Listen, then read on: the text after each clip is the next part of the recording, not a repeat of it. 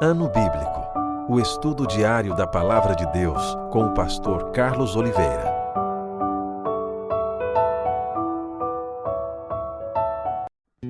Continuando nosso ano bíblico hoje, o Evangelho de Mateus, capítulo 24 ao capítulo 26. O sermão profético, a destruição do templo.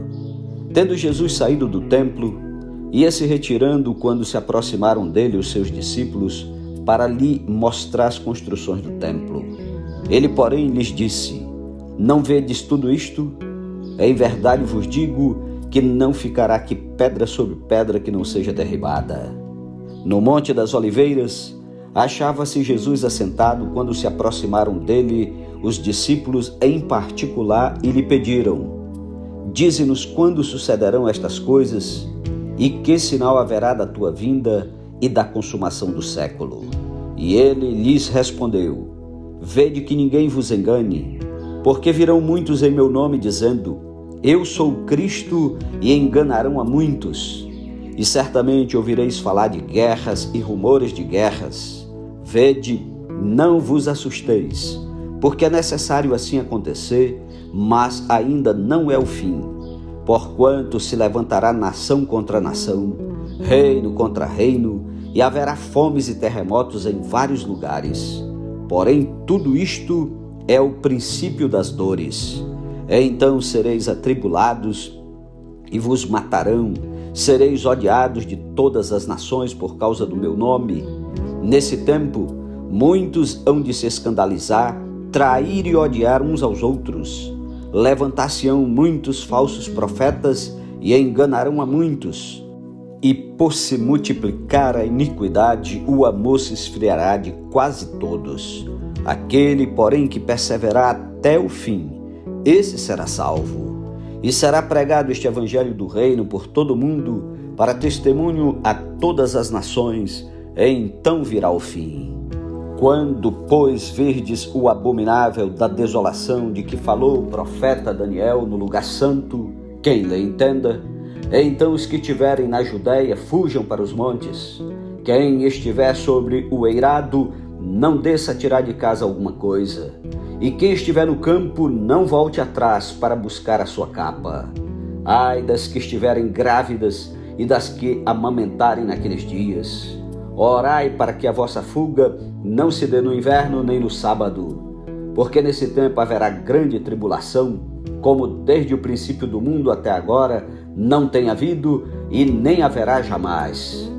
Não tivessem aqueles dias sido abreviados, ninguém seria salvo. Mas por causa dos escolhidos, tais dias serão abreviados. Então, se alguém vos disser: Eis aqui o Cristo, ou ei-lo ali, não acrediteis, porque surgirão falsos cristos e falsos profetas, operando grandes sinais e prodígios para enganar, se possível, os próprios eleitos. Vede que vô-lo tenho predito.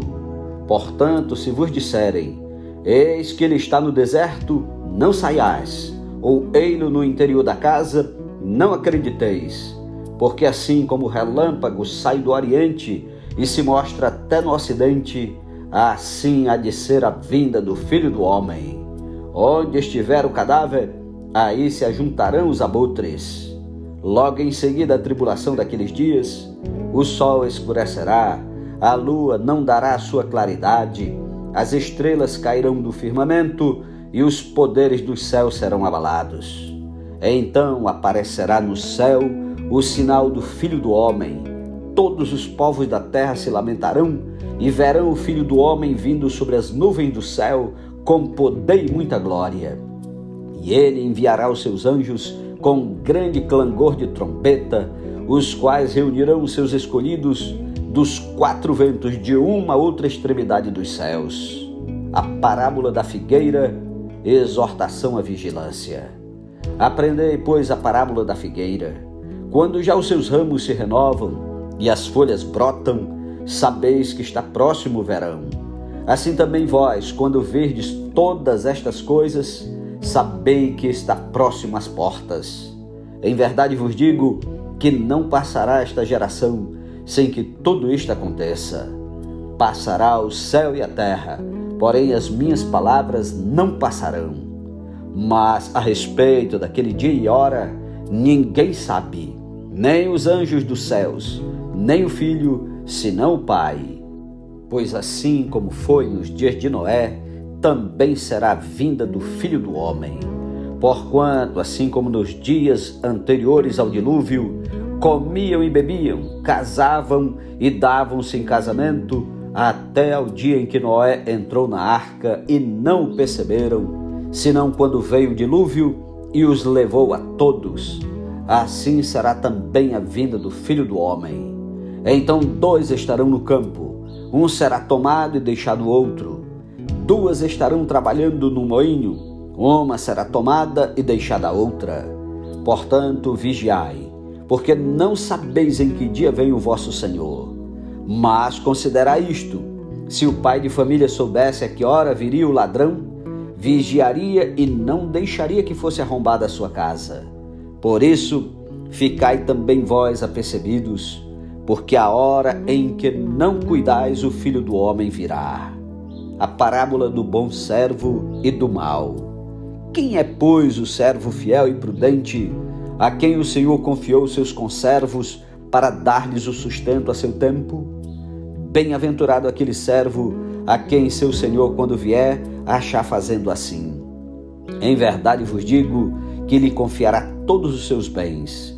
Mas, se aquele servo, sendo mau, disser consigo mesmo: meu Senhor demora-se, e passar a espancar os seus companheiros e a comer e beber com ébrios, virá o Senhor daquele servo em dia em que não espera e em hora que não sabe, e castigá-lo-á, lançando-lhe a sorte com os hipócritas. Ali haverá choro e ranger de dentes. Capítulo 25. A parábola das 10 virgens. Então o reino dos céus será semelhante a 10 virgens que, tomando as suas lâmpadas, saíram a encontrar-se com o noivo. 5 dentre elas eram nécias e 5 prudentes. As nécias, ao tomarem as suas lâmpadas, não levaram azeite consigo. No entanto, as prudentes, além das lâmpadas, levaram azeite nas vasilhas. E tardando o noivo, foram todas tomadas de sono e adormeceram. Mas à meia-noite ouviu-se um grito: eis o noivo, saí ao seu encontro. Então se levantaram todas aquelas virgens e prepararam as suas lâmpadas. E as nécias disseram às prudentes: dai-nos do vosso azeite, porque as nossas lâmpadas estão se apagando. Mas as prudentes responderam: não, para que não nos falte a nós e a vós outras. Ide antes aos que o vendem e comprai-o. E saindo elas para comprar, chegou o noivo, e as que estavam apercebidas entraram com ele para as bodas, e fechou-se a porta. Mais tarde chegaram as virgens nécias clamando: Senhor, Senhor, abre-nos a porta. Mas ele respondeu: em verdade vos digo que não vos conheço. Vigiai, pois, porque não sabeis o dia nem a hora. A parábola dos talentos. Pois será como o homem que, ausentando-se do país, chamou os seus servos e lhes confiou os seus bens. A um deu 5 talentos, a outro 2 e a outro 1, a cada um segundo a sua própria capacidade. E então partiu. O que recebera 5 talentos saiu imediatamente a negociar com eles e ganhou outros 5. Do mesmo modo, o que recebera 2 ganhou outros 2. Mas o que recebera 1, saindo, abriu uma cova e escondeu o dinheiro do seu senhor. Depois de muito tempo, voltou o senhor daqueles servos e ajustou contas com eles. Então, aproximando-se o que recebera 5 talentos, entregou outros 5, dizendo: Senhor, confiaste-me 5 talentos, eis aqui outros 5 talentos que ganhei. Disse-lhe o Senhor: muito bem, servo bom e fiel. Foste fiel no pouco, sobre o muito te colocarei. Entra no gozo do teu Senhor. E aproximando-se também o que recebera 2 talentos, disse: Senhor, 2 talentos me confiaste. aqui tens outros 2 que ganhei. Disse-lhe o Senhor: muito bem, servo bom e fiel. Foste fiel no pouco, sobre o muito te colocarei. Entra no gozo do teu Senhor. Chegando por fim o que recebera 1 talento, disse: Senhor, sabendo que és homem severo, que ceifas onde não semeaste e ajuntas onde não espalhaste, receoso escondi na terra o teu talento. Aqui tens o que é teu. Respondeu-lhe, porém, o Senhor: servo mau e negligente, sabias que ceifo onde não semeei e ajunto onde não espalhei? Cumpria, portanto, que entregasses o meu dinheiro aos banqueiros, e eu, ao voltar, receberia com juros o que é meu. Tirai-lhe, pois, o talento e dai-o ao que tem 10. Porque a todo que tem se lhe dará, e terá em abundância, mas ao que não tem, até o que tem lhe será tirado. E o servo inútil, lançai-o para fora nas trevas. Ali haverá choro e ranger de dentes. Quando vier o Filho do Homem na sua majestade e todos os anjos com ele, então se assentará no trono da sua glória, e todas as nações serão reunidas em sua presença, e ele separará uns dos outros, como o pastor separa dos cabritos as ovelhas, e porá as ovelhas à sua direita, mas os cabritos à esquerda. Então dirá o rei aos que estiverem à sua direita: vinde, benditos de meu Pai, entrai na posse do reino que vos está preparado desde a fundação do mundo. Porque tive fome e me destes de comer, tive sede e me destes de beber, era forasteiro e me hospedastes, estava nu e me vestistes, enfermo e me visitastes, preso e fostes ver-me. Então perguntarão os justos: Senhor, quando foi que te vimos com fome e te demos de comer, ou com sede e te demos de beber? E quando te vimos forasteiro e te hospedamos, ou nu e te vestimos? E quando te vimos enfermo ou preso e te fomos visitar? O rei respondendo lhes dirá: em verdade vos afirmo que sempre que o fizestes a um destes meus pequeninos irmãos, a mim o fizestes. Então o rei dirá também aos que estiverem à sua esquerda: apartai-vos de mim, malditos, para o fogo eterno, preparado para o diabo e seus anjos. Porque tive fome e não me destes de comer, tive sede e não me destes de beber, sendo forasteiro não me hospedastes, estando nu não me vestistes, achando-me enfermo e preso não fostes ver-me. E eles lhe perguntarão: Senhor, quando foi que te vimos com fome, com sede, forasteiro, nu, enfermo ou preso e não te assistimos? Então lhes responderá: em verdade vos digo que, sempre que o deixastes de fazer a um destes mais pequeninos, a mim o deixastes de fazer. E irão estes para o castigo eterno, porém os justos para a vida eterna. Capítulo 26. O plano para tirar a vida de Jesus. Tendo Jesus acabado todos estes ensinamentos, disse a seus discípulos: sabeis que daqui a 2 dias celebrar-se-á a Páscoa, e o Filho do Homem será entregue para ser crucificado. Então os principais sacerdotes e os anciãos do povo se reuniram no palácio do sumo sacerdote, chamado Caifás, e deliberaram prender Jesus à traição e matá-lo. Mas diziam: não durante a festa, para que não haja tumulto entre o povo. Jesus ungido em Betânia. Ora, estando Jesus em Betânia, em casa de Simão, o leproso, aproximou-se dele uma mulher, trazendo um vaso de alabastro, cheio de precioso bálsamo, que lhe derramou sobre a cabeça, estando ele à mesa. Vendo isto, indignaram-se os discípulos e disseram: para que este desperdício? Pois este perfume poderia ser vendido por muito dinheiro e dar-se aos pobres. Mas Jesus, sabendo disto, disse-lhes: por que molestais esta mulher? Ela praticou boa ação para comigo, porque os pobres sempre o tendes convosco, mas a mim nem sempre me tendes. Pois derramando este perfume sobre o meu corpo, ela o fez para o meu sepultamento. Em verdade vos digo, onde for pregado em todo o mundo este evangelho, será também contado o que ela fez para a memória sua. O pacto da traição. Então um dos 12, chamado Judas Iscariotes, indo ter com os principais sacerdotes, propôs: que me quereis dar e eu vou-lhe entregarei? E pagaram-lhe 30 moedas de prata. E desse momento em diante, buscava ele uma boa ocasião para o entregar. No primeiro dia da festa dos pães asmos, vieram os discípulos a Jesus e lhe perguntaram: onde queres que te façamos os preparativos para comeres a Páscoa? E ele lhes respondeu: ide à cidade ter com certo homem e dizei-lhe: o mestre manda dizer, o meu tempo está próximo. Em tua casa celebrarei a Páscoa com os meus discípulos. E eles fizeram como Jesus lhe ordenara e prepararam a Páscoa.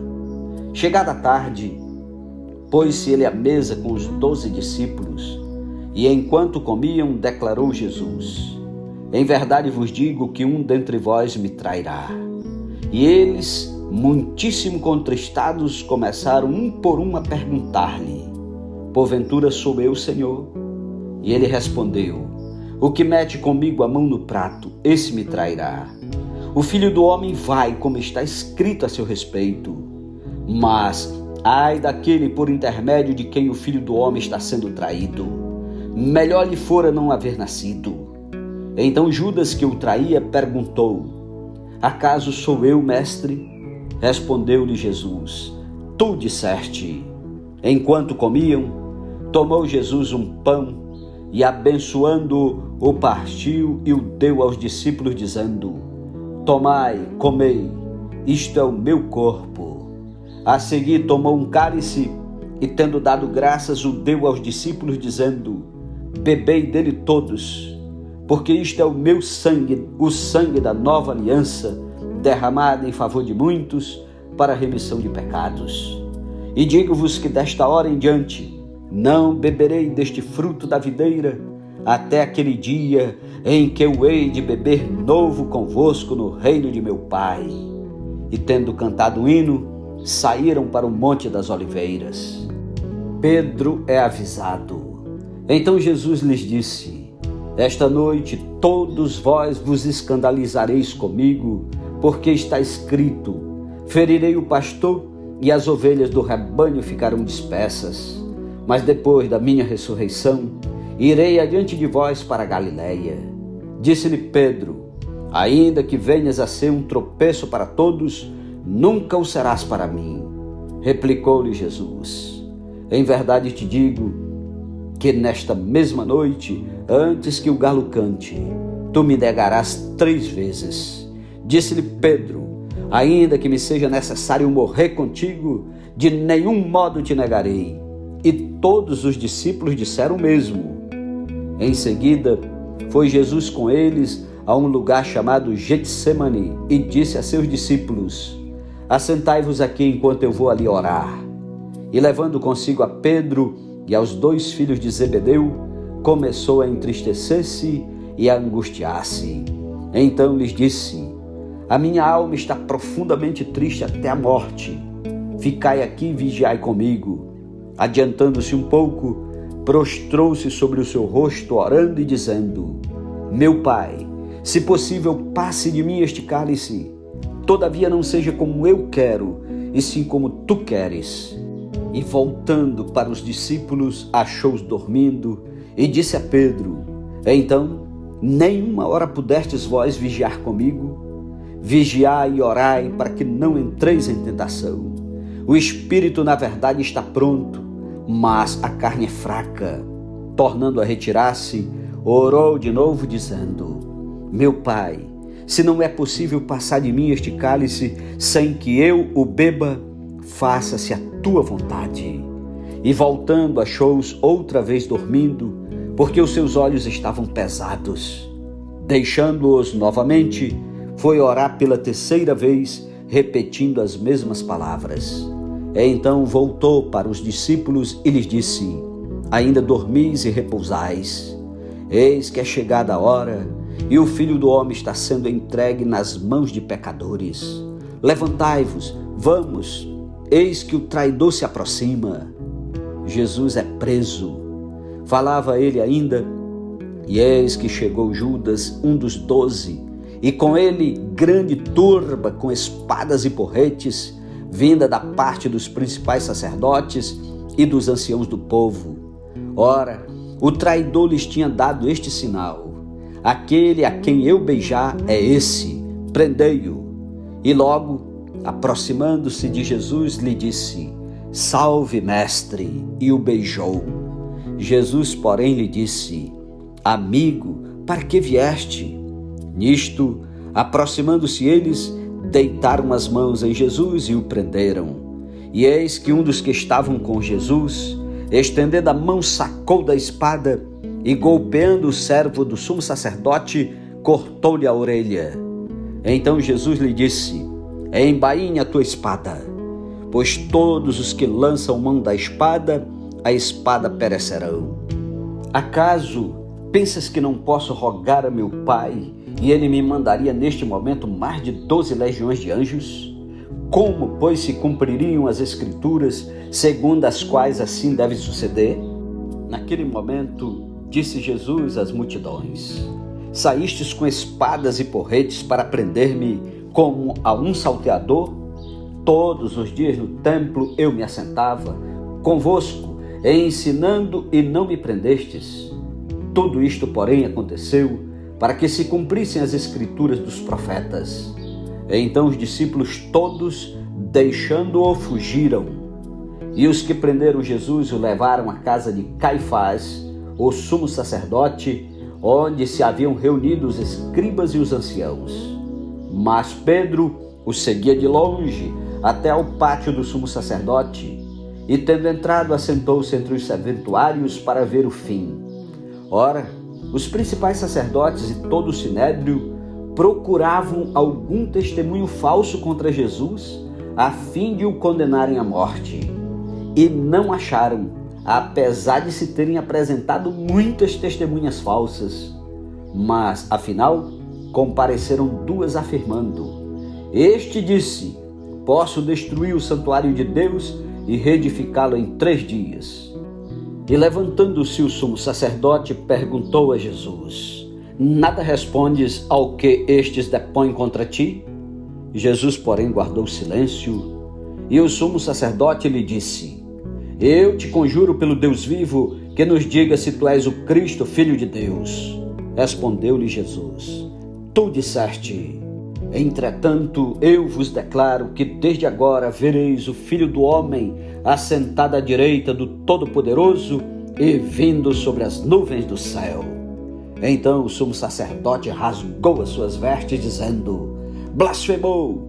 Que necessidade mais temos de testemunhas? Eis que ouvistes agora a blasfêmia. Que vos parece? Responderam eles: é réu de morte. Então uns cuspiram-lhe no rosto e lhe davam murros, e outros o esbofeteavam, dizendo: profetiza-nos, ó Cristo, quem é que te bateu? Pedro nega Jesus. Ora, estava Pedro assentado fora no pátio, e aproximando-se uma criada lhe disse: também tu estavas com Jesus, o Galileu. Ele, porém, o negou diante de todos, dizendo: não sei o que dizes. E saindo para o alpendre, foi ele visto por outra criada, a qual disse aos que ali estavam: este também estava com Jesus, o Nazareno. E ele negou outra vez com juramento: não conheço tal homem. Logo depois, aproximando-se os que ali estavam, disseram a Pedro: verdadeiramente és também um deles, porque o teu modo de falar o denuncia. Então começou ele a praguejar e a jurar: não conheço esse homem. E imediatamente cantou o galo. Então Pedro se lembrou da palavra que Jesus lhe dissera: antes que o galo cante, tu me negarás 3 vezes. E saindo dali, chorou amargamente. Amém. Louvado seja Deus pela sua santa palavra. Que privilégio ouvir a palavra de Deus. Estamos lendo, ouvindo o livro de Mateus, Amanhã será a conclusão desse livro. Louvado seja Deus, porque até aqui nos abençoou o Senhor. Um ótimo dia para você. Tire tempo para orar e meditar. E até amanhã em nome de Jesus. Amém?